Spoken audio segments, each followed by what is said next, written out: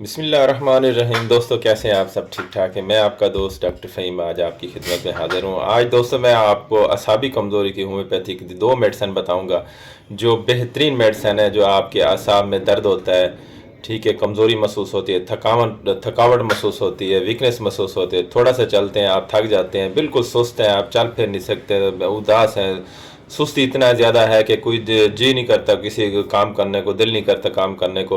तो मैं आपको दो मेडिसिन बताऊंगा, एक जलसीमियम और एक कालीफास।